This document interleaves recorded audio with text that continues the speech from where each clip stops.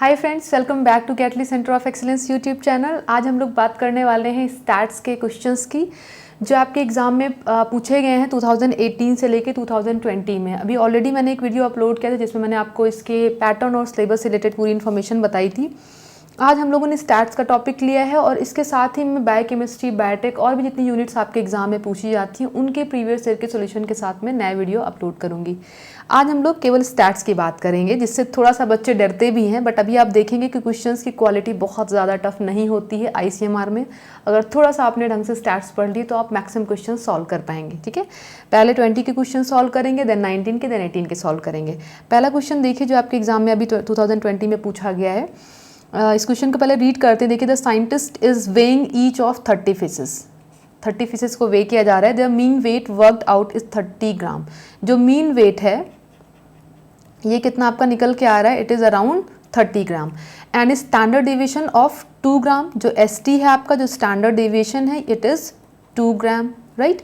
Letter it was found that the measuring scale was misaligned and always under reported every fish weight by 2 gram. इन्होंने क्या बोला कि somehow जो measuring scale थी वो misaligned हुई, तो जो एक्चुअल वेट था वो आपको नहीं पता चल पाया। जो वेट था उससे हमेशा आपने जो है हर एक फिश का 2 ग्राम कम वेट लिया आपने। ठीक है, तो पहली चीज़ अगर हम टोटल देखें, 30 फिश की इन्होंने बात करी है। ठीक है, तो टोटल अगर हम लोग देखें तो जो मार्जिन निकल के आएगा वो कितना निकल के आएगा? अगर हम ईच फिश पे 2 ग्राम की बात करें तो इट इज़ अराउंड 6 ग्राम। ठीक है, नेक्स्ट देखते हैं the correct mean and standard division of fishes are respectively. कि अगर ये कंडीशन इन्होंने दी जिसमें कि 30 फिशेस को इन्होंने वे करा, फिर उन्होंने बोला कि मीजरिंग स्केल में प्रॉब्लम थी, स्टैंडर्ड डिवीजन इतना था और हर एक फिश को आप 2 ग्राम कम एस्टिमेट कर रहे हैं। ठीक है, उस कंडीशन में जो एग्जैक्ट मीन वैल्यू होगी और जो ST की वैल्यू होगी, दैट इज स्टैंडर्ड डेविएशन, वो कितनी निकल के आएगी। तो पहले समझने की कोशिश करते हैं कि how can we calculate mean. ठीक है, तो सिंपल फॉर्मूला है मीन का, सभी लोगों को पता है। It is a kind of average, जिसको हम लोग लेमैन लैंग्वेज में एवरेज बोलते हैं। कैलकुलेट कैसे करते हैं? सिंपली जो भी वैल्यूज आपको दी हैं उनका सम टोटल करते हैं हम लोग, और जो भी नंबर ऑफ सैम्पल्स है, नंबर ऑफ ऑब्जर्वेशन है, उनसे डिवाइड कर देते हैं। ठीक है, तो मीन का सिंपल कैलकुलेशन के लिए हम लोग क्या यूज करेंगे? Total weight of all the fishes. ठीक है, यहाँ पे चूंकि 30 फिशेस दी हैं तो वो 30 फिशेस का हम लोग कंसीडर करेंगे, राइट। और divided by number of samples हमारे पास कितने हैं? 30 हैं।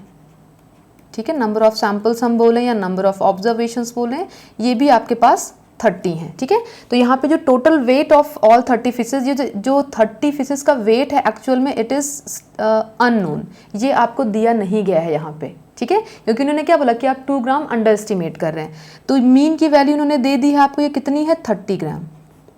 ठीक है, सपोज इसको हम लोग x मान लेते हैं कि जो टोटल वेट था ये x था आपका और ये 30 है। ठीक है, तो इससे हम लोग जो टोटल वेट था 30 फिशेस का वो कैलकुलेट कर सकते हैं, एंड इट इज़ 900, है ना। 30 × 30 आपका ये 900 आ जाएगा, राइट।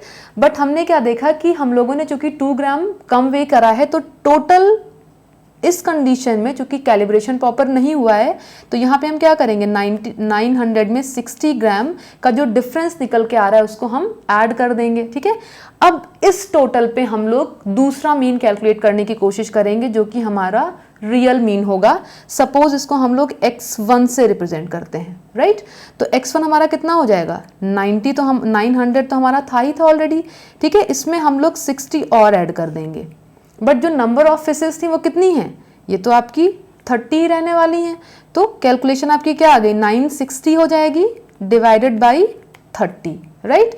तो ये आपका हो गया 3 3 जा 9 एंड 3 2 जा 6। तो ये आपकी जो मीन की वैल्यू आ गई, ये आपकी 2 आ गई। और स्टैंडर्ड डिवीजन आपका चेंज नहीं होगा क्योंकि आपने 30 से वहाँ लिया था, 30 से आपने यहाँ पे भी कैलकुलेट करा है, तो 32 तो आपकी न्यू मीन की वैल्यू हो जाएगी और जो स्टैंडर्ड डिवीजन आपका हो जाएगा ये 2 हो जाएगा। तो जो आंसर आपका निकल के आ जाएगा ये ऑप्शन 3 हो जाएगा।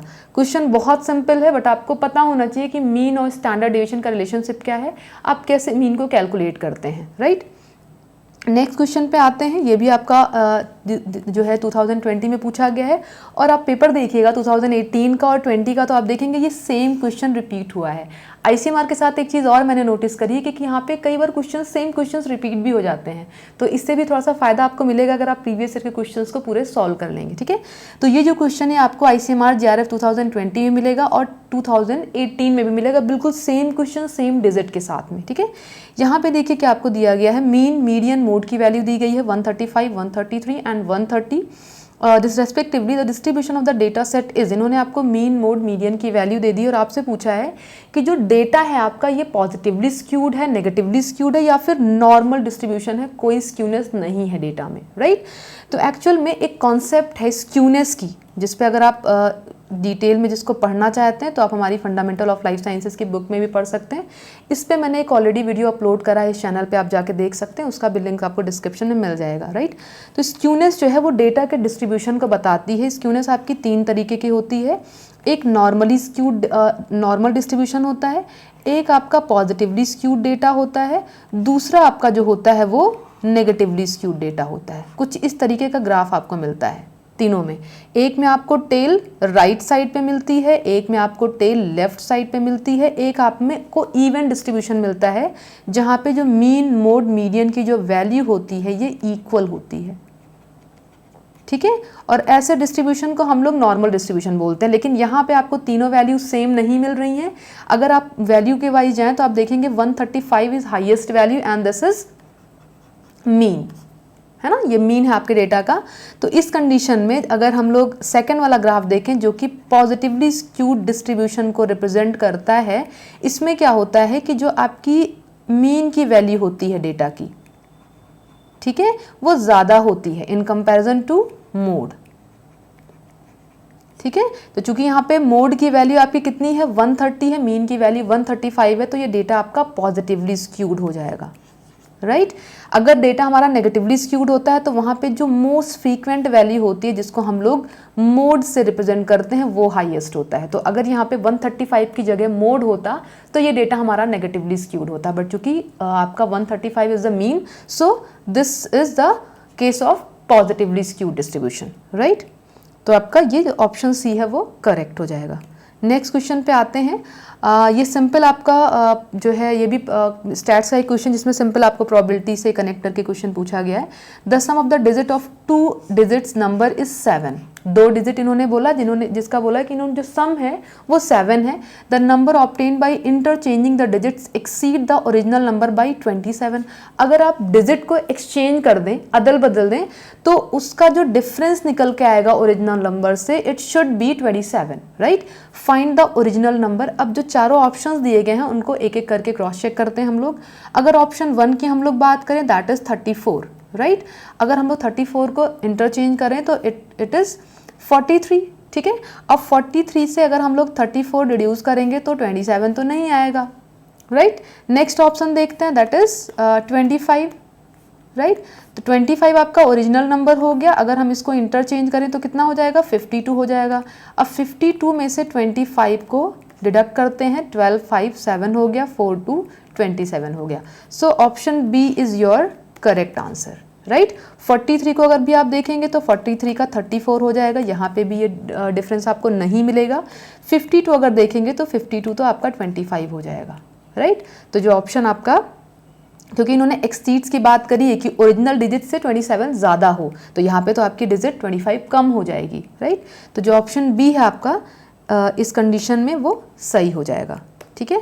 नेक्स्ट आते हैं, ये बहुत सिंपल क्वेश्चन है, ये भी आपका 2020 से है, जिसमें आपसे पूछा गया है which of the following mean is not use to report measures of central tendency. Actually there are 3 methods by which we can calculate central tendency. One is mean, second one is mode and third one is median. इससे related एक video already मैं channel पे upload कर चुकी हूँ, आप उसको देख सकते हैं कि कैसे हम इन वैल्यूज़ को कैलकुलेट करते हैं।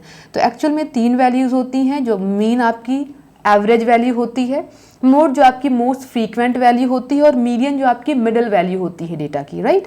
अब जो मीन की वैल्यू होती है, मीन को हम लोग 3 तरीके से कैलकुलेट कर सकते हैं। एक जिसको हम लोग बोलते हैं एरिथमेटिक मीन, दूसरा जिसको हम लोग बोलते हैं ज्योमेट्रिक मीन, तीसरा जिसको हम लोग बोलते हैं हार्मोनिक मीन। और इन तीनों मीन के थ्रू हम लोग सेंट्रल टेंडेंसी डेटा का जो सेंट्रल वैल्यू है उसको कैलकुलेट कर सकते हैं।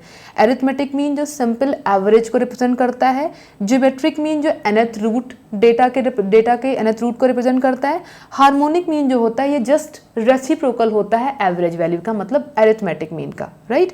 तो इसमें जो है इन्होंने पूछा है कि is not use to report the measure of central tendency, तो option 3 that is relative mean, ये आप यूज़ नहीं कर सकते हैं। अरिथमेटिक मीन भी यूज़ कर सकते हैं, ज्योमेट्रिक मीन भी और हार्मोनिक मीन भी। तो रिलेटिव मीन जो आपका हो जाएगा ये आपका करेक्ट आंसर हो जाएगा, ठीक है। नेक्स्ट क्वेश्चन पे आते हैं।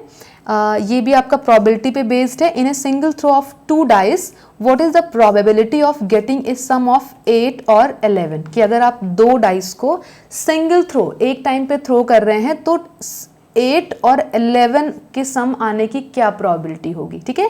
तो पहली चीज़ तो हम लोग समझ सकते हैं कि अगर हम लोग डाइस की बात करें, इट कंटेन 6 पोजीशंस, ठीक है, 1 2 3 4 5 एंड 6, ठीक है। और 2 डाइस को अगर हम सेम टाइम पे थ्रो कर रहे हैं तो इनकी प्रोबेबिलिटी क्या हो जाएगी, it's very simple, 1/6 into 1/6 that is 1/36। अब दूसरी कंडीशन जो इन्होंने दी है वो ये दी है कि जो टोटल आना चाहिए वो या तो 8 आना चाहिए या तो 11 आना चाहिए, ठीक है। तो 8 किस किस कंडीशन में आता है पहले वो चेक कर लेते हैं, राइट। तो अगर हम लोग करें, एक तो 4 कर सकते हैं और 4 को हम लोग सिंगल टाइम करेंगे क्योंकि एक डाइस पे भी 4 और दूसरे डाइस पे भी 4 आने की प्रोबेबिलिटी है एक। दूसरा अगर हम लोग देखें तो क्या कर सकते हैं हम लोग 2 and 6 कर सकते हैं, राइट। तीसरा हम लोग कर सकते हैं 6 and 2 कर सकते हैं, राइट। फिर हम लोग क्या कर सकते हैं 3 and 5 कर सकते हैं और 5 and 3 कर सकते हैं, जिसमें देखिए 4 4 8 2 6 8 6 2 8 3 5 8 एंड 5 and 3 8। तो ये आपकी हो गई किसके लिए, जब हम लोग 2 के सम की 8 की बात कर रहे हैं। सेकंड कंडीशन उन्होंने बोला कि और 11, ठीक है। तो दूसरा भी देख लेते हैं। तो 11 की आपकी कौन कौन सी कंडीशन इसमें हो जाएंगी, 5 and 6, ठीक है, 5 and 6 एंड 6 and 5। तो कितने हो गए आपके 1 2 3 4 5 6 7, ठीक है। तो जो प्रोबेबिलिटी आपकी हो जाएगी वो कितनी हो गई है, हम लेके 1/36 बोला था, कंडीशंस कितनी आपको मिल गई 7। तो आंसर आपका क्या हो जाएगा 7/36, ठीक है। सिंपल क्वेश्चंस प्रोबेबिलिटी के भी आपके सेक्शन ए में भी सेक्शन बी में भी पूछे जाते हैं, राइट।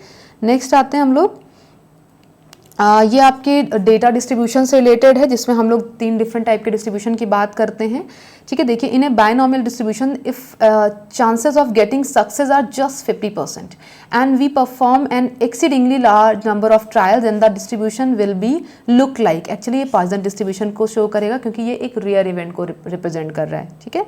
तो जो ऑप्शन आपका हो जाएगा ये बी हो जाएगा। नेक्स्ट आते हैं, ये एक जो क्वेश्चन आपका ये नल हाइपोथेसिस से रिलेटेड है।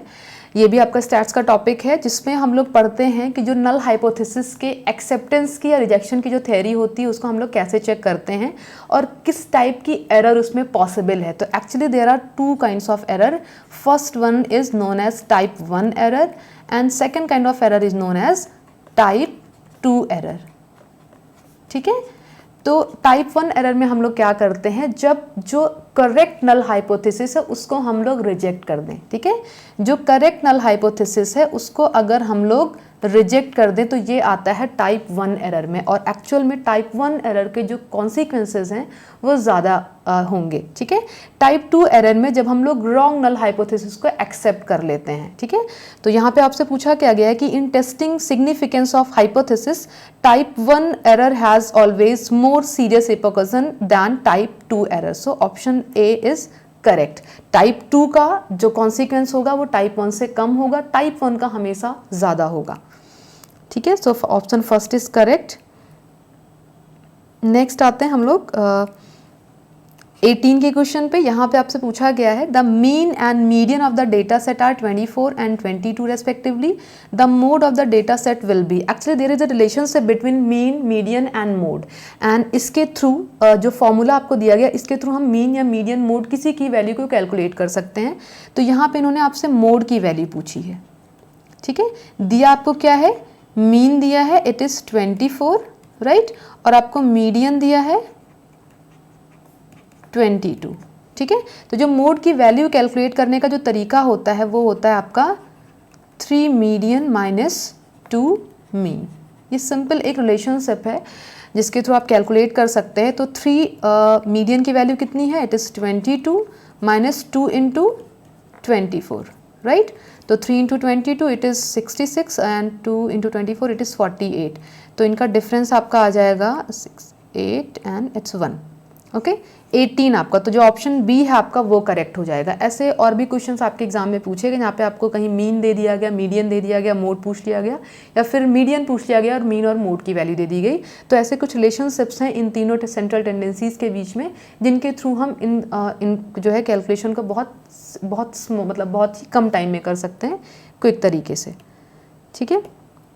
नेक्स्ट आते हैं, ये क्वेश्चन भी आपका सेंट्रल टेंडेंसी से ही कनेक्टेड है। यहाँ पे आपको कोफिशिएंट ऑफ स्क्यूनेस पूछा गया है। जो अभी मैंने स्क्यूनेस की बात करी थी कि जिससे हम लोग डेटा के डिस्ट्रीब्यूशन को चेक करते हैं कि नॉर्मल डिस्ट्रीब्यूशन है, स्क्यूनेस है, या क्या चीज़ें हैं। तो उसी से कनेक्टेड एक और क्वेश्चन आपसे पूछा गया है। एक्चुअल में स्क्यूनेस बहुत इंपॉर्टेंट है, चाहे आप UGC का देखें, CSIR का देखें, या फिर आप ICMR का देखें। इससे आपको कहीं ना कहीं क्वेश्चन मिल ही जाते हैं, कुछ सिंपल वाले, कुछ थोड़े से कॉम्प्लिकेटेड वाले, ठीक है।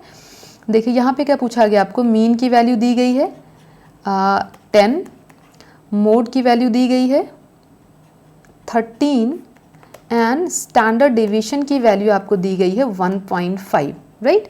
और पूछा इन्होंने क्या है आपसे, कोफिशिएंट ऑफ स्क्यूनेस। इसका जो फॉर्मूला आपका होता है वो होता है mean minus mode upon ST, standard deviation, right.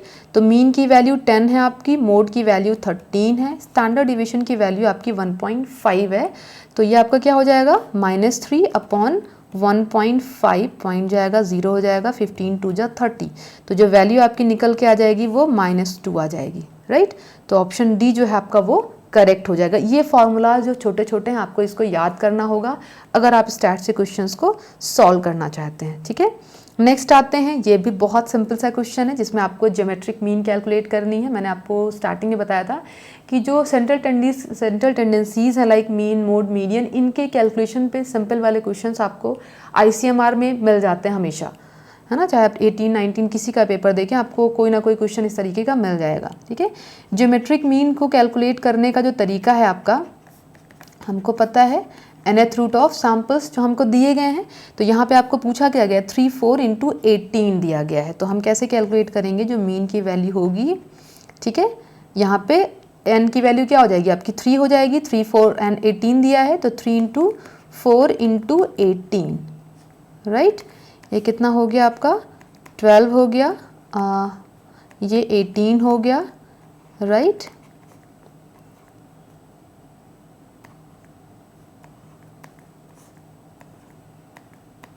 ये हो गया आपका 216, ओके 216। तो इसकी आप जब जो है ये आपका 6 आ जाएगा, 6 into 6 36 and 36 into 6 that is 216, ठीक है। तो यहाँ पे जो आपका ऑप्शन हो जाएगा डी वो करेक्ट हो जाएगा। ये भी सिंपल क्वेश्चन था, थोड़ी सी कैलकुलेशन अगर आप कर पाएंगे तो आप आसानी से इन सारे क्वेश्चंस को भी सॉल्व कर लेंगे। नेक्स्ट आते हैं, अगेन स्क्यूनेस पे एक क्वेश्चन है कि if the distribution is negatively skewed, जिस पे अभी आगे हम लोग ने पॉजिटिव स्क्यूनेस की बात करी थी, जिसमें मैंने आपको बताया था कि मीन की वैल्यू हाईएस्ट होगी जब डेटा आपका नेगेटिवली स्क्यूड होगा, तो मोड की वैल्यू हाईएस्ट होगी, राइट। कुछ ये कंडीशन आपको मिलेगी जब डेटा आपका नेगेटिवली स्क्यूड होगा, मोड की वैल्यू हाईएस्ट होगी। और अगर आप डिस्ट्रीब्यूशन में देखें तो जो टेल होगी आपको वो आगे साइड पे मिलेगी, लेफ्ट साइड पे मिलेगी। मतलब जो मोस्ट फ्रीक्वेंट डेटा होगा उसकी वैल्यू ज़्यादा होगी, जो मीन डेटा होगा वो उसकी वैल्यू आपकी कम होगी, राइट। नेगेटिवली स्क्यू डेटा में जो टेल मिलेगी वो लेफ्ट साइड पे मिलेगी, ठीक है। तो ऑप्शन बी जो आपका हो जाएगा वो करेक्ट हो जाएगा यहाँ पे। नेक्स्ट आते हैं, ये भी क्वेश्चन आपका दिसंबर JRF 18 वाले पेपर में आपके पूछा गया है। यहाँ पे देखिए क्या आपको दिया गया, if we wish to study the mutual interdependence between systolic blood pressure and blood sugar in a sample of 25 patients. हमको दो पैरामीटर्स के रिलेशनशिप को यहाँ पे चेक करना है कि जो सिस्टोलिक ब्लड प्रेशर है और उसका ब्लड शुगर से क्या रिलेशनशिप है। Then the type of analysis required to be performed, actually there is a stats analysis that is known as correlation analysis, जिसमें हम लोग दो पैरामीटर्स के रिलेटिव जो है रेलिवेंस को समझते हैं कि एक कोई भी कंपोनेंट को हम अगर इंक्रीज कर रहे हैं तो जो दूसरा कंपोनेंट है वो इसके रेस्पेक्ट में किस तरीके से नेचर शो कर रहा है। तो इसमें भी बहुत तरीके के टाइपोलॉजी आपको मिलेंगे, लाइक पॉजिटिव कोरिलेशन है, नेगेटिव कोरिलेशन है, लीनियर कोरिलेशन है, ठीक है। तो इसमें बस हमें यही देखना है कि जो एक कंपोनेंट है वो दूसरे कंपोनेंट पे किस तरीके से डिपेंडेंट है, मतलब दो कंपोनेंट के रिलेशनशिप को हम यहाँ पे कोरिलेशन के थ्रू चेक करते हैं, राइट। तो ये आपका स्टैट्स का टॉपिक हो गया। आई होप इतनी चीज़ें आपको क्लियर हुई होंगी। बहुत जल्दी मैं बायोटेक, जेनेटिक्स या जितने भी मॉलिकुलर बायोलॉजी के आपके प्रीवियस ईयर के क्वेश्चंस हैं उनके सोल्यूशन के भी साथ में आऊँगी। आई थिंक आपको चीज़ें क्लियर हुई होंगी। अगर कोई डाउट होगा इन क्वेश्चंस में तो आप कमेंट सेक्शन में हमें बता सकते हैं, हम जल्दी से जल्दी कोशिश करेंगे आपको रिप्लाई करने की। अगर हमारे वीडियोस आपको पसंद आ रहे हैं तो लाइक करिएगा, हमारे चैनल को सब्सक्राइब करिएगा और अपने फ्रेंड्स के साथ शेयर जरूर करिएगा ताकि उनको भी इसका फ़ायदा मिल सके। Thanks for watching this video. Thank you.